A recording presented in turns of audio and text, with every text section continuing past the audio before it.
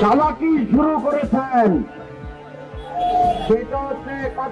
রাজধানী উত্তরা আজ পরিণত হয়েছিল তীব্র রাজনৈতিক আলোচনার কেন্দ্রবিন্দুতে। ফ্লাইবুক নামের এক শিক্ষাভিত্তিক সামাজিক যোগাযোগ মাধ্যমের উদ্বোধনী অনুষ্ঠানে তুমুল বক্তব্য দিয়েছেন বিএনপির স্থায়ী কমিটির সদস্য গয়েশ্বর চন্দ্র রায়। তার অভিযোগ, নির্বাচনকে ঘিরে একটি দল এক এক সময় এক এক কথা বলে জনমনে বিভ্রান্তি ছড়ানোর চেষ্টা করছে। গয়েশ্বরের ভাষায়, দেশের স্বার্থেই 2024 সালের ফেব্রুয়ারিতে নির্বাচন আয়োজনের কোনো বিকল্প নেই।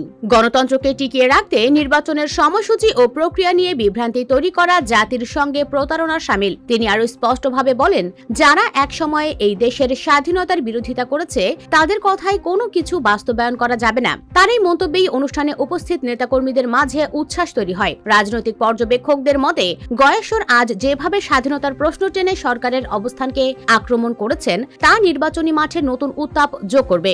এদিকে অনুষ্ঠানের ইতিবাচক দিক ছিল বাংলাদেশের শিক্ষা ব্যবস্থা নিয়ে নতুন উদ্যোগ ফ্লাইবুক। গয়েশ্বর চন্দ্র রায় নিজেই প্রশংসা করে বলেন, জ্ঞানের বিস্তার, শিক্ষার্থীদের সম্পৃক্ততা ও শিক্ষার গণতান্ত্রিকরণে এই প্ল্যাটফর্ম এক নতুন যুগের সূচনা করতে পারে। ঢাকা মহানগর উত্তর বিএনপির সদস্য সচিব মোস্তফা জামান এই উদ্যোগে সহযোগিতা করেন। আর উদ্যোক্তাদের দাবি, ফ্লাইবুক হবে ভবিষ্যৎধর্মী শিক্ষা প্রযুক্তির কেন্দ্র।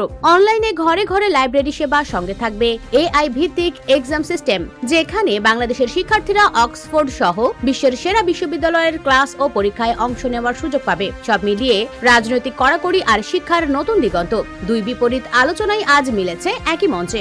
আরও রাজনৈতিক আপডেট পেতে চ্যানেলটি সাবস্ক্রাইব করুন এবং বেল আইকন ট্যাপ করে রাখুন।